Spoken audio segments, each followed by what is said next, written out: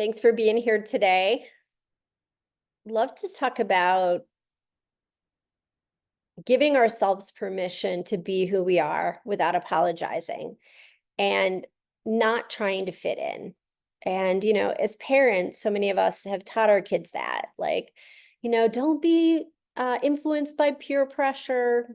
But in a way, we're told also to be influenced by peer pressure, right? Like we're to listen to the teacher, we're to behave, we're to follow the rules. And it's kind of a two-faced thing. Like, of course, we want to be respectful of the teacher, and of course, we want to learn. We want to be a part of something in a synchronistic way that isn't disruptive. But at the same time, don't we want to be our own individual spark in the place within the whole, or do we want to be little sheeps? And over the last few years, I think that has really hit home for me, that we've been taught to be sheeps and to behave and to fall in line and to follow rules, even when they don't always make sense to us, right? Hopefully you're on the same page. If you're not, that's cool, because you're going with whatever you're thinking. So be discerning. I love that. Anyway, I go to yoga today, and the teacher is been teaching a very long time, but he's pretty new at the studio that I went to. So he doesn't know me and I don't know him well. I started to take his classes last month, right after I had cataract surgery. So I was pretty limited what I could do. And, I told him I'll just need to kind of do my own thing a little bit. And he seemed okay with that last month. But today I was like, bring it on. Like, I'm going for it. I'm doing the handstands, I'm doing the headstands, I'm doing the forearm balance, I'm doing scorpion pose. I'm gonna really go for it. I'm gonna just bring it on, have fun. Because the last couple of months have been not so fun in terms of physical exercise. I've been limited. I had COVID in June. And then I got over that. I finished school, and then I was, 2 surgeries. So it's been kind of constricted in terms of physicality. So this guy, Chance, in the beginning of class, which I love, but the hard part for me is I have my own rhythm. It's not always the same as other people's. And then you have these teachers sometimes are like, make sure that you basically come in line with my rhythm, not your own, but my rhythm. And so everybody's like really like good little yogis, just tuning into his rhythm. And I'm trying to like feel it inside, but I was trying to mimic it on the outside, and they just seemed not coherent with each other. And so I was like, just kind of watching. I was being the watcher, like, okay, I'm watching myself and how this is triggering for me, like trying to sing at his beat and his tune rather than my own beat and my own tune. And then questioning, like, I get where harmony, you want to be in harmony with each other, but does being in harmony have to be where you all have the same voice and the same intonation and the same, cadence? I don't know. So then we start practicing, and we're doing, what were we doing? We're doing side plank. And side plank is, I don't like saying side plank anymore. I don't know if I ever liked it. Usually of recent dropped to my knee, especially after my surgery. Well, today I was like, I'm gonna go on my legs up. And then I kind of got lazy and dropped my left leg behind and opened my hips. And that wasn't right. Like, he didn't call me out personally, but in general, he's like, no, like if your hips are open, that's not the pose we're doing. It's not the intention of this pose. And I felt constricted. I felt shut down and annoyed, actually, and kind of arrogant, like cocky. Like, I've been coming to this studio for over a decade, and I don't like to be corrected by the teacher, I felt a sense of, I don't know, authority, I guess is a good word. So I'm just kind of being the watcher of myself and, watching how I was triggered and, just thinking this guy wants us to be sheep. He wants us to, be in line. But then another part of me was saying, he wants to work certain parts of the body, and this is a certain type of practice that he has, maybe from his lineage, probably, where you do certain poses in certain ways to open certain parts of the body. So I was seeing it simultaneously from both angles. And then we were doing this we were doing this pose where you bend, you're prone, you're on your belly, and you bend one leg, so one leg's bent and the other leg is like resting on the bent leg, and you're feeling it in your solar plexus. And I wasn't feeling it. I didn't want to do it. So I do this thing where I can come up and then flip my legs over. So I'm just like, why not play with that? So I do this flipping my legs over, and no, nope. He called me out in general, like, no, both legs up. It's not the way the pose is supposed to be done. It's supposed to be felt, blah, blah, blah, blah, blah. And then I was really feeling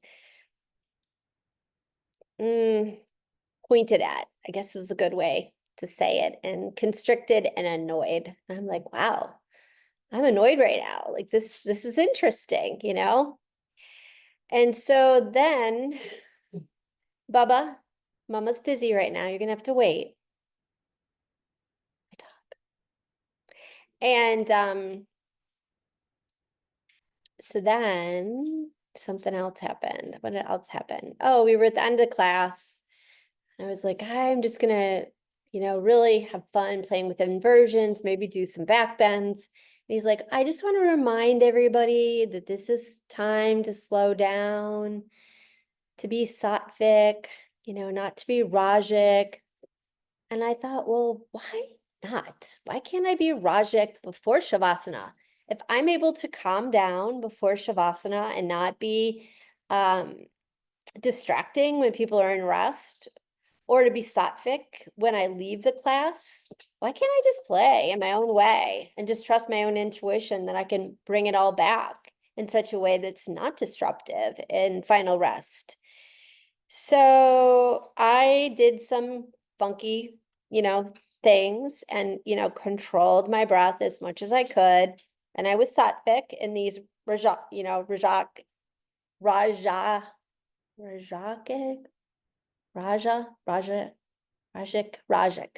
Rajic poses. And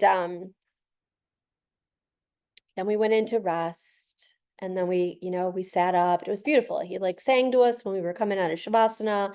We did a little chant at the end. Again, we were all intonated, in the same way, but it was fine. It was great. I felt wonderful after class. And he said, just think of someone you want to thank and to, yeah, be grateful for and thank. So I was like, he wants us to think of somebody else, but I'm going to thank myself for showing up in my own way today. And then he said, okay, now I want you to thank yourself. So I thought, well, who would I like to thank now? And I thought of Jesus, and I got my Jesus shirt on too.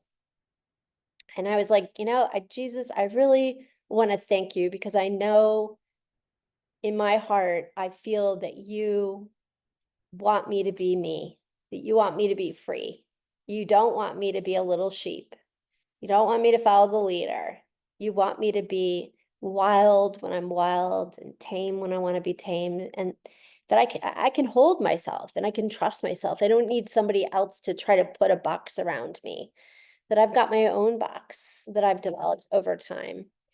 And so I'm looking, and I'm, looking in Jesus's eyes, and I'm like, wow, what interesting eyes Jesus has.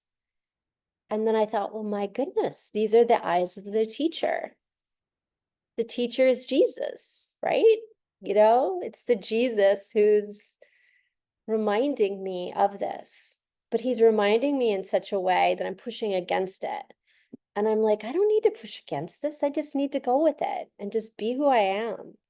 And just, you know, namaste to the teacher for creating this space where I can decide, you know, what I want to be, and a reminder just to be myself, you know? So it was kind of a cool thing. So you can look at things in different ways. When I would work with clients years ago, and I'd have a client who I felt was resistant, you know, pushing against me, like I was pushing against the teacher today. I used to say to that client, same team, we're on the same team.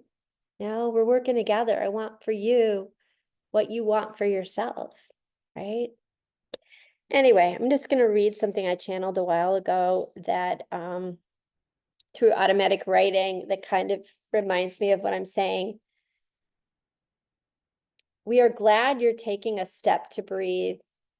And we know how you can get caught up in life. And we say, yes, get caught like a fish wiggling in a net, trying to get free, trying to swim in the sea with other fish again.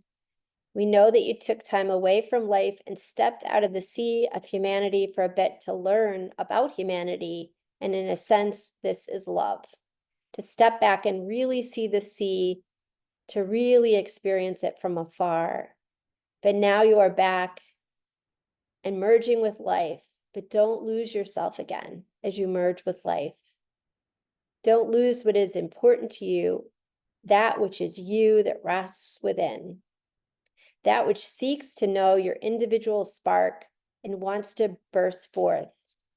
Be like a fish dancing in the ocean, not one caught in a net of the quagmire of existence that is stuck and has been for a very long time.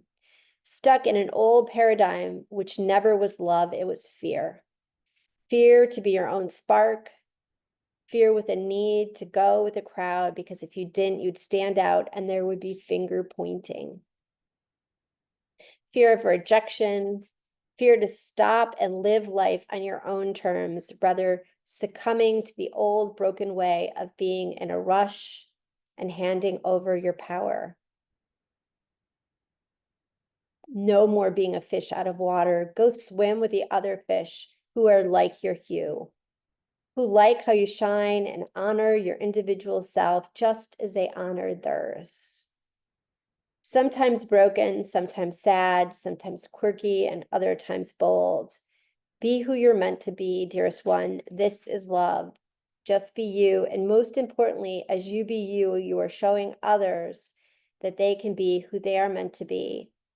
In the water, you will merge with life and swim about unhindered and free-flowing, dancing with the winds and the swirl and breaths of Gaia. Come live here, and when you get here, we will find you once again. And when this happens, we will be you and you will be us. We will merge as one. This is love, my dear. Not this or that, you and me, just love, each shining together as the most brilliant starfish. So, thanks for listening. I'd love your comments if you have any. I'd love to hear about other people's experiences too, one way or the other, being the teacher or being the student, which are basically one and the same, right? Have a good one.